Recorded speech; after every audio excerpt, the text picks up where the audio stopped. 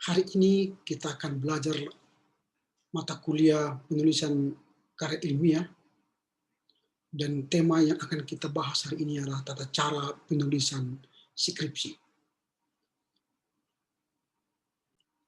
Hari ini kita akan melanjutkan apa yang telah kita pelajari minggu yang lalu. Minggu yang lalu saya tidak jelaskan karena kami rapat pendeta. Sebenarnya saya sudah rekam, tapi dalam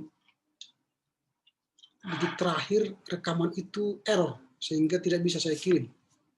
Tapi nanti kita akan coba ulas sedikit supaya bisa kita mengerti apa yang saya kirimkan pelajaran kita minggu yang lalu. Baik, sebelum kita memulai pengajaran kuliah hari ini, kita bersatu dalam doa.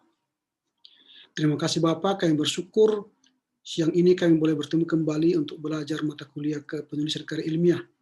Berkati kami dari awal hingga akhirnya, sehingga kami siap nanti untuk melakukan tugas karya ilmiah kami. Terpujilah Engkau Bapa demi Kristus Yesus. Amin. Ya, hari ini seperti yang saya katakan tadi, kita sebentar mengulas apa yang kita terima minggu yang lalu, materi minggu yang lalu, itu berkaitan dengan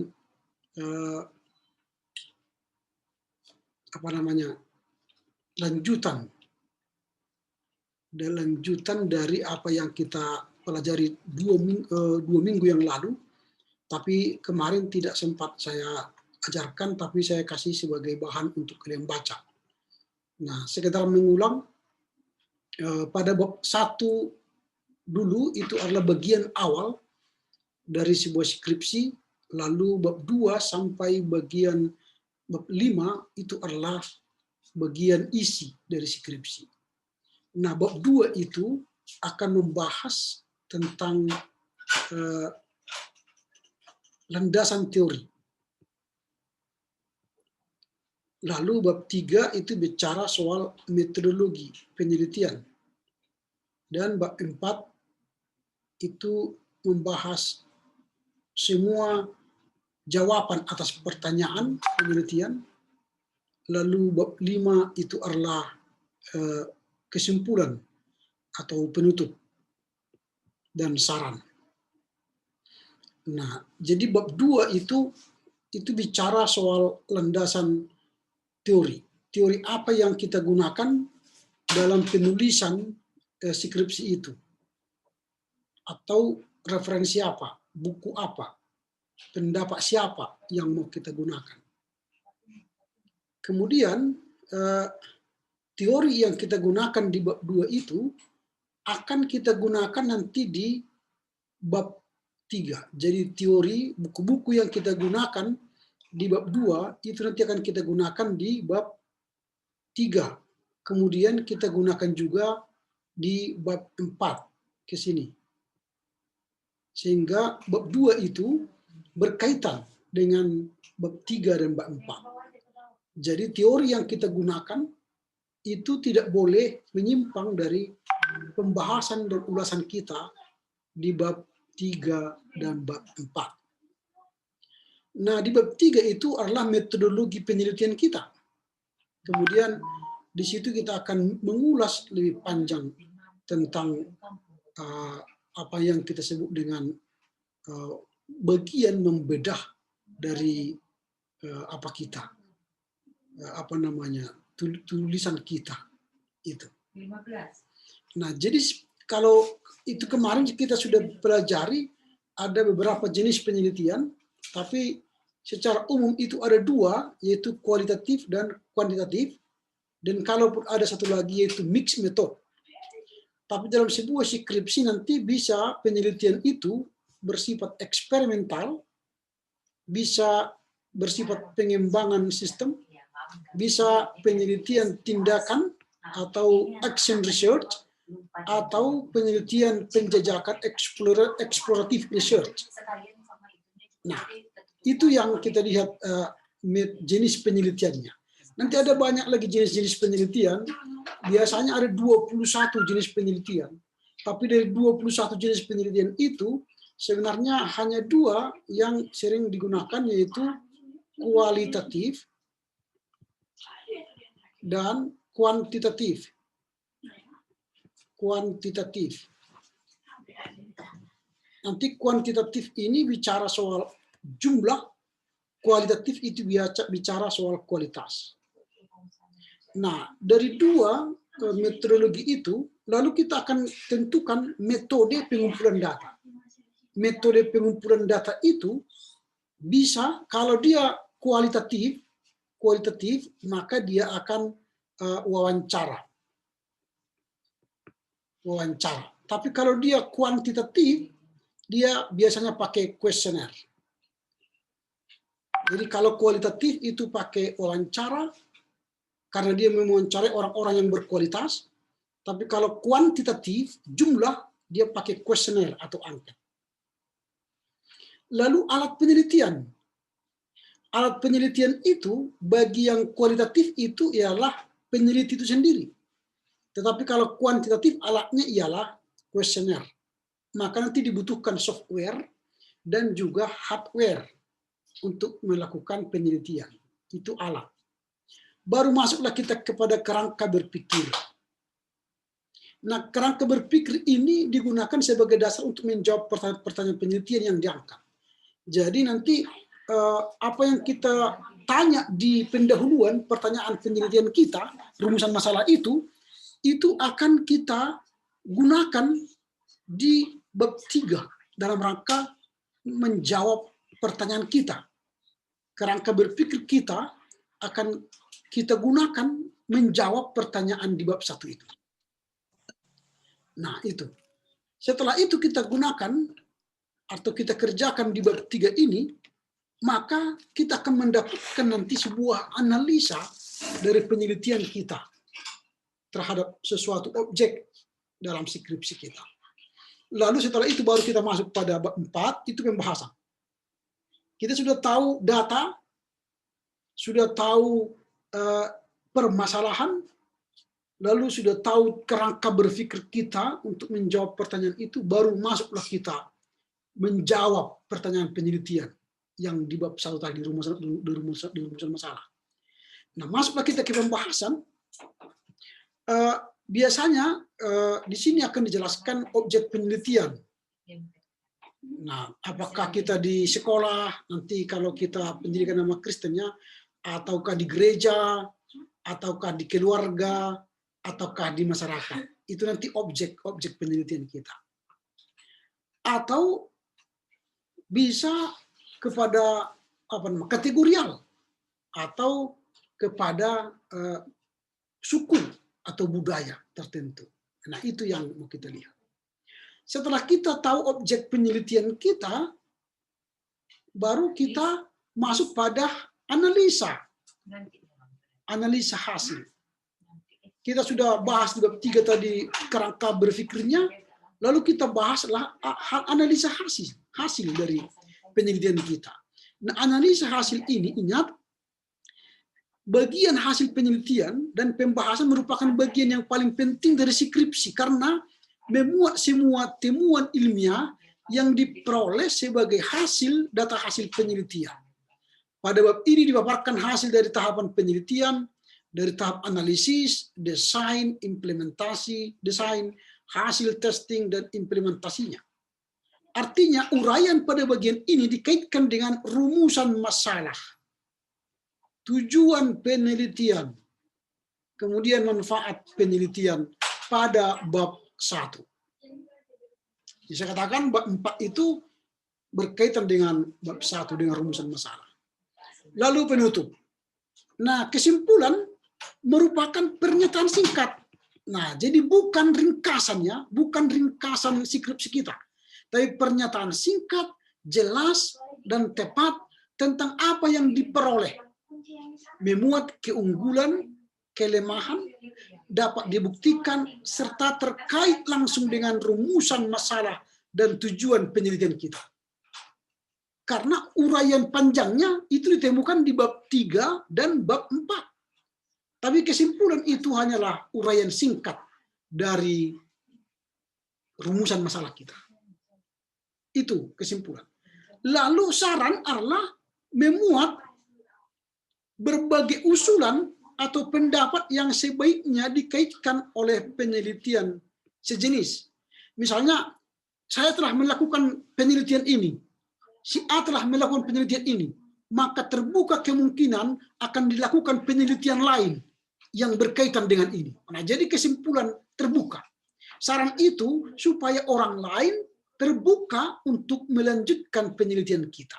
Jadi saran dibuat berdasarkan kelemahan, pengalaman, kesulitan, kesalahan, temuan baru yang belum diteliti. Ini belum diteliti. Dan berbagai kemungkinan arah penelitian selanjutnya. Jadi ada namanya kesimpulan terbuka, itulah saran.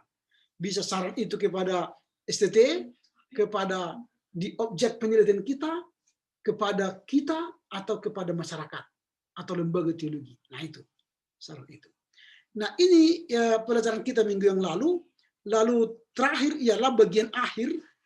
Di bab 1 itu kan kita sudah pelajari bagian awal, baru isi, lalu bagian akhir. Bagian akhir itu ialah daftar pustaka dan daftar lampiran. Kemudian daftar pustaka itu, cara menyusun daftar pustaka, ini sudah ada. Nanti dibaca, ini daftar pustaka bagaimana cara menyusunnya. Lalu kemudian daftar lampiran bagaimana menyusunnya. Nah itulah minggu yang lalu yang saya kirimkan bahan yang kalian baca. Nah sekarang kita anggap sudah selesai itu, kita masuk pada bagian kita sekarang yang hendak kita bahas sekarang. Nah yang hendak kita bahas sekarang ialah tata cara penulisan. Ini tata cara penulisan. Ini yang mau kita bahas. Tata cara penulisan.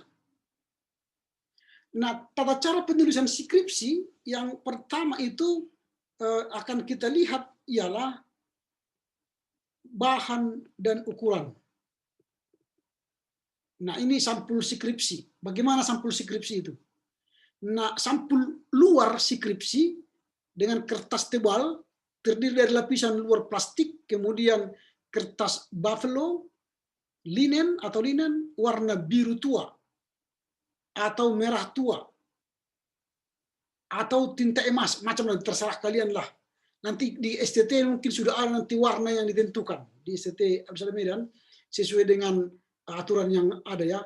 Nanti kalian lihatlah apa aturannya di kampus kita. Baru kemudian naskah skripsi. Naskahnya ditulis bagaimana?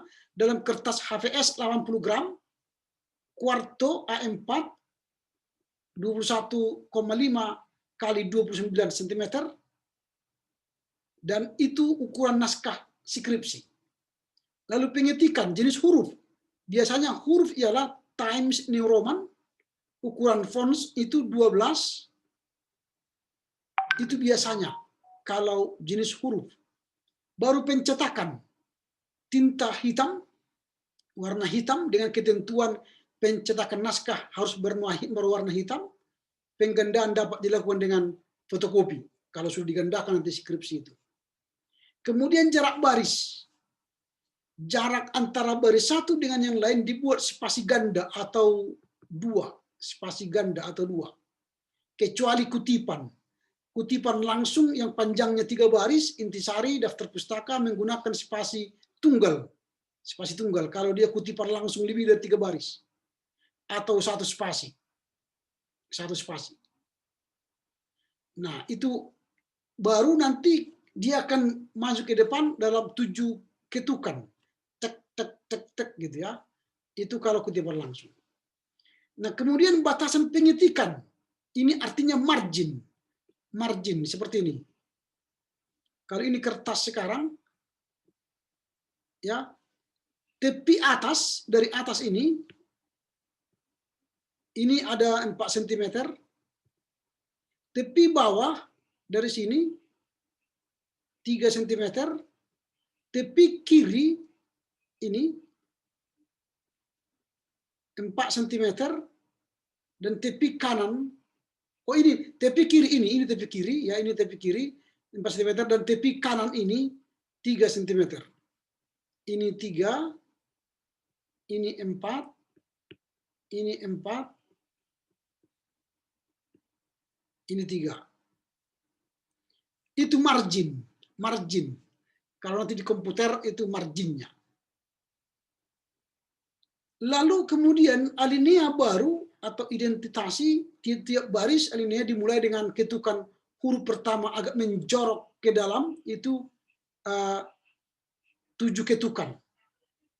7 ketukan. Jadi misalnya kalau ini apa itu buku itu, lalu nanti ketika mau menulis di sini, baru nanti ini seperti ini. Baru alinea baru dari sini lagi, lalu dari sini begini. Itu cara mengetiknya. Nah, kemudian pembagian bab, subbab, sub-subbab, dan seterusnya. Jadi seperti ini dia. Jadi misalnya nanti bab 1, judul babnya di sini. Ini bab 1. Lalu subbabnya seperti ini. 11.1, 111.1, 11111 ini. Seperti ini urutannya. Tapi di kampus kita sering begini. 1 baru dibuatnya lagi sini 1 habis itu di sini lagi 1. Jadi apa? Jadi begini, merek. Kurang bagus kalau seperti ini. Biasanya seperti ini dia. Itu nanti dia lebih lurus di margin kiri. Nah, kemudian pemilihan nomor halaman. Nomor halaman pada bagian awal, yaitu kata pengantar, terima kasih, dan sebagainya, itu pakai angka Romawi kecil. 1, 2, 3, dan seterusnya. Ini angka Romawi kecil. Nah, diletakkan di tengah kertas, bagian bawah, dengan jarak 1,5 spasi. Nah, itu jadi kalau dia ucapan terima kasih itu. Tetapi kalau nomor halaman bagian pokok itu digunakan dengan angka Arab. 1, 2, 3, dan seterusnya. Ditulis di sebelah pojok kanan, Jadi kalau ini kertas itu, nah di sini halamannya. Di pojok kanan. Dengan jarak 3 cm dari tepi kanan dan 1,5 cm dari tepi atas. Kecuali untuk halaman yang terdapat judul bab, maka nomor halaman ditulis di tengah, jarak 1 cm dari tepi bawah. Kemudian tabel gambar. Penulisan nomor dan judul tabel dicetak di atas tabel. Jadi di atas tabel itu halamannya. Nomor tabel menggunakan angka Arab. Tetap angka Arab ditempatkan di atas tabel simetris kiri kanan. Jadi center, ya, simetris. Nah, kemudian judul tabel diketik dengan huruf pertama. Judul huruf besar kecuali kata sambung dan kata depan. Nah, nanti kalian baca ini. Baru nanti akan saya tunjukkan contoh-contoh. Gambar. Yang termasuk gambar adalah bagan, grafik, foto, lukisan, iklan, dan sebagainya. Penulisan nomor pada judul gambar diletakkan di bawah gambar. Jadi di bawah gambar itu. Nanti misalnya gini. Ini apa nama kita? Kertas itu kan. Lalu ada gambar di sini. Jadi penulisan nomornya di bawah ini. Di sini dia nomor. Kalau grafik tadi yang ini grafik atau tabel, misalnya begini, ini tabel kita, penomorannya di sini di atas, di sini nomor tabel itu, di sini nomor tabelnya. Tapi kalau dia gambar di bawah ini, itu penomoran gambar. Lalu kutipan, kita sudah belajar kutipan 2 minggu atau 3 minggu yang lalu, itu tidak saya ulangi lagi. Hal-hal yang diperlukan dalam kutipan juga sudah kita pelajari kemarin. Lalu sekarang kita lihat contoh. Nah, contoh. Ini contoh cover, halaman cover. Nah, judul skripsi ditulis simetris di tengah, baru ukurannya ini font 14 tanpa bold. Skripsi baru ini logo,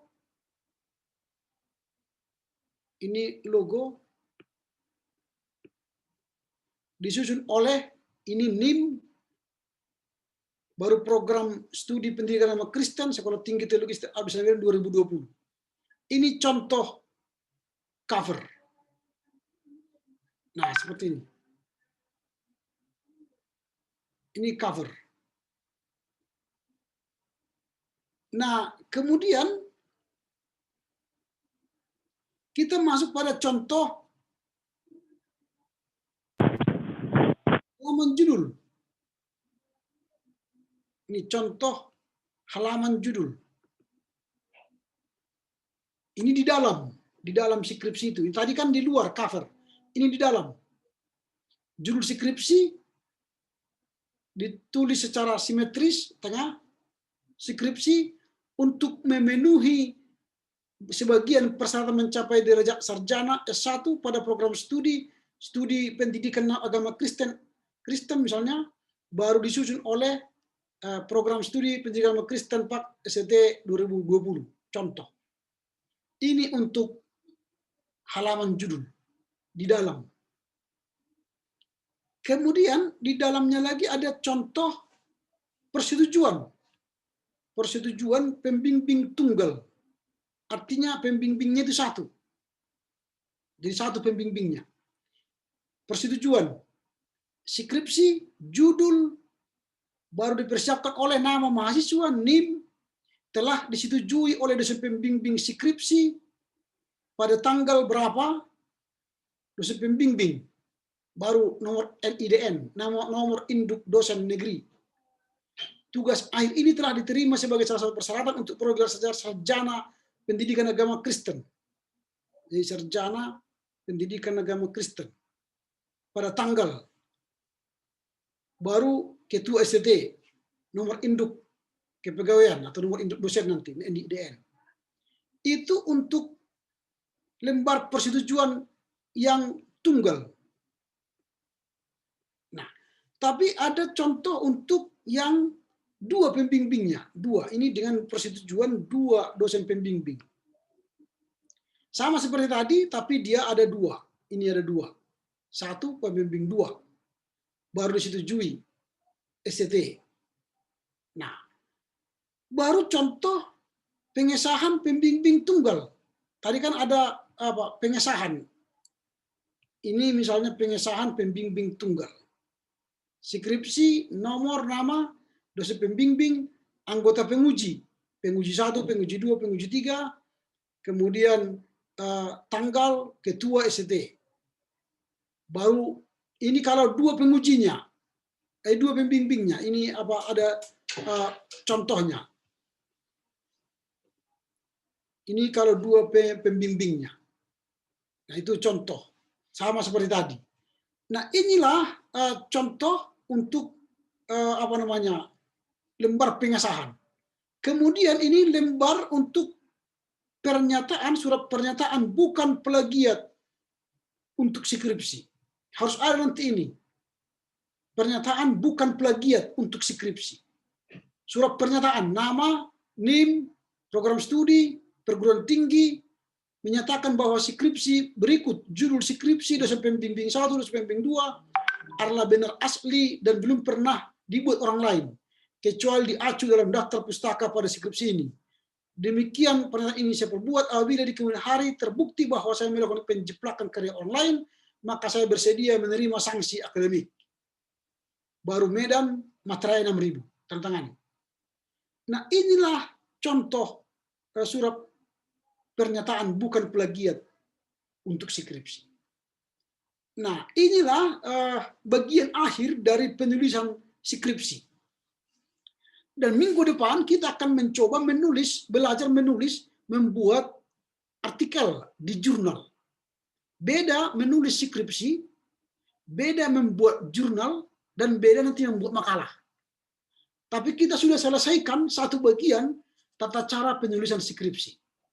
Ini sudah selesai. Artinya kalau seandainya kalian sekarang sudah berkesempatan menulis skripsi, kalian sudah tahu tata caranya. Kalian sudah punya petunjuk, bimbingan tentang itu. Nah, minggu depan kita akan coba bagaimana cara menulis jurnal. Kalau sempat nanti kita akan melihat bagaimana cara menulis makalah. Apa yang harus kita siapkan. Bagaimana? Karena beda menulis skripsi, beda menulis jurnal, beda menulis makalah. Nah, sampai di sini dulu. Ada kira-kira pertanyaan? Silakan.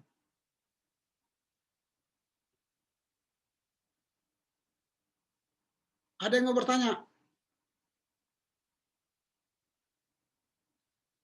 Tidak ada. Sudah paham kira-kira? Nanti materinya akan saya kirim. Nanti kan bisa kalian simpan. Walaupun nanti 4 tahun yang akan datang kalian menulis skripsi, tapi kalian sudah siap untuk menulis skripsi.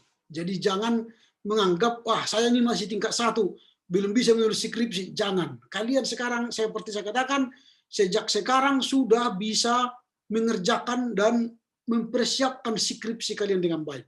Sehingga skripsi itu tidak asal-asalan.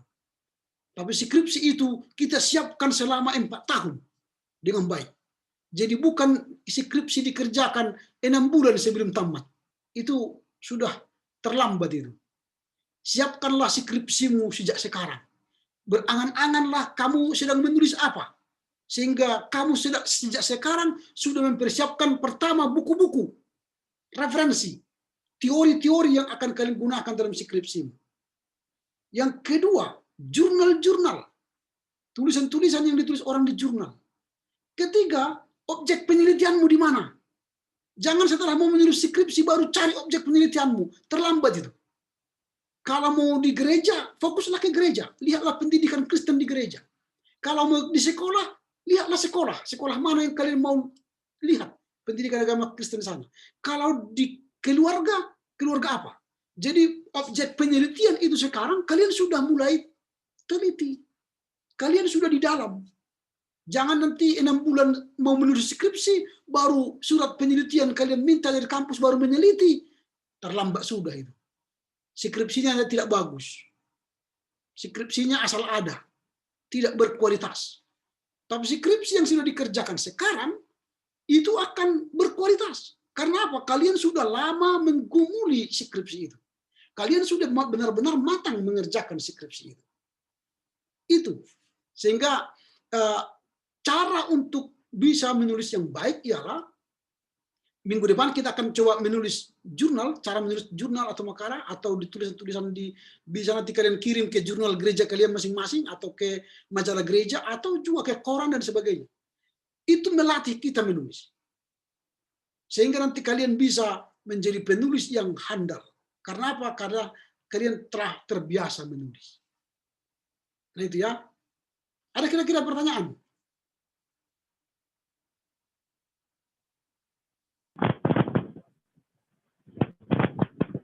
Silakan, tidak kedengaran suaranya.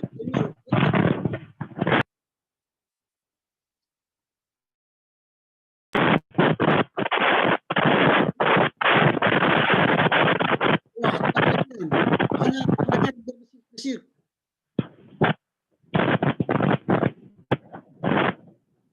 Atau cabut. Ya, halo. Ya, silakan. Sudah saya cabut, Pak. Silakan. Tadi ada berkaitan tentang pembahasan plagiat, Pak. Nantinya itu, di mana kami bisa melihat plagiatnya itu batasannya. Artinya kan setiap nantinya akan membuat proposal maupun membuat skripsi, pasti akan ada uji tes plagiatnya. Kalaupun memang kami akan berancang-ancang mulai dari sekarang, kami juga kepingin tahu, Pak, dari mana tes plagiatnya dan batasannya itu sampai berapa persen dia sekiranya boleh layak dibuat sebagai skripsi kami. Karena kan jelek juga nanti kualitasnya bakalan jadi bobrok isi dari skripsi kami, Pak. Baik. Kalau dalam jurnal dia di bawah 20%. Kalau dalam jurnal ya, nanti kalau kalian menulis ke jurnal, dimasukkan program Turnitin, maka dia di bawah 20%. Kalau itu tidak bisa dimuat dalam jurnal. Nah, skripsi hampir sama dengan jurnal. Skripsi pun harus lebih detail karena dia kan sudah melalui proses yang panjang. Nah, cuma di kampus kita kan belum memakai tes plagiat dengan Turnitin. Turnitin itu mahal, jutaan. Nah, mungkin para dosen nanti akan melihat apakah tulisan kalian itu merupakan plagiat. Itu bisa kami tahu. Kalau saya sendiri memang memakai Turnitin, langsung nanti kelihatan berapa persen kita mengutip atau mengambil tulisan orang. Ingat, plagiat itu sebenarnya tidak salah. Plagiat itu tidak salah. Karena kita belum tahu cara memparafrase kalimat yang ditulis oleh para ahli. Itu saja. Nah, karena kita semua pasti menggunakan teori orang. Kalau kita menggunakan teori orang, berarti mengutip pendapatnya, mengutip bukunya. Cuma cara mengutip kita yang salah. Nanti kita akan belajar bagaimana cara supaya kita tidak menjadi plagiat. Tetapi kita menjadi orang yang memakai teori orang dengan baik. Nanti kita akan bahas secara khusus plagiarisme. Supaya jangan kita terjebak dalam sebuah plagiarisme. Plagiat itu, kita semua plagiat. Tapi plagiarisme itu yang menjadi salah. Nah, contoh misalnya, tadi saya baru mengajar sebelum ini. Saya suruh membuat makalah para mahasiswa. Lalu mahasiswa itu buat makalah. Lalu dia mengambil tulisan orang dalam jurnal, lalu dikutip di bawah wawancara pada orang tanggal 9 September 2011. Coba bayangkan. Makalahnya tahun 2020 sekarang kan. Tapi dia tulis di bawah wawancara dengan seseorang tahun 2011. Dan wawancaranya itu jauh di Papua. Apakah dia sudah mahasiswa STT pada tahun 2011? Padahal dia sekarang masih tingkat 2. Gak mungkin kan? Dia sekarang tingkat 2 di STT, tapi dia sudah mewawancara orang 2011 yang lalu. Jangan-jangan di situ dia masih SMP. Nah, itu contoh plagiat. Itu kami tahu. Jadi jangan dibohongi. Kami tahu apakah kita plagiat dari internet, mengutip bulat-bulat dari internet, kami tahu. Nah, ada alat-alat yang kami gunakan untuk itu. Jadi itu yang dimaksud dengan plagiat tadi. Sehingga harus ada pernyataan. Karena nanti di kemudian hari terbukti kita adalah plagiat, gelar kita itu dicabut. Dicabut negara, bukan kampus yang mencabut, negara yang mencabut. Nah, kalau nanti kampus kita sudah menggunakan sistem RAMA, nanti mesin itu sendiri yang akan mengecek apa kita plagiat. Nah, ini jadi mulai sekarang belajarlah menulis supaya kita tidak masuk dalam plagiarisme. Begitu ya. Ada lagi yang mau bertanya?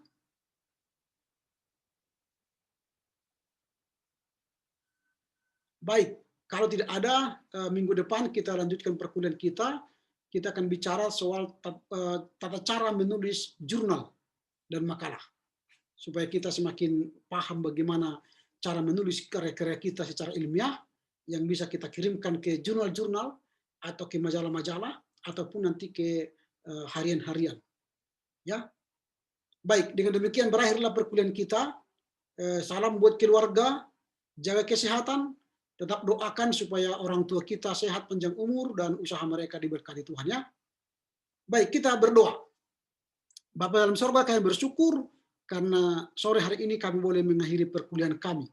Berkatilah orang tua kami supaya mereka sehat panjang umur dan terhindar dari COVID, dan diberkati usaha mereka supaya dapat memuliakan kami dengan baik di STT Absana Medan. Berkati sivitas akademika, dosen dan para pegawai dan mahasiswa, sehingga proses belajar mengajar kami berhasil dengan baik. Terpujilah Engkau Bapa, berkati kota kami, di mana kami tinggal, dan memberkati Indonesia dan Yerusalem. Terpujilah Engkau dalam nama Yesus. Amin. Baik, salam buat keluarga dan tetap jaga kesehatan, belajar yang baik dan tekun. Horas menjojua, Jehobu, ahoy. Horas, Pak. Horas, Pak. Selamat siang, Pak. Selamat siang.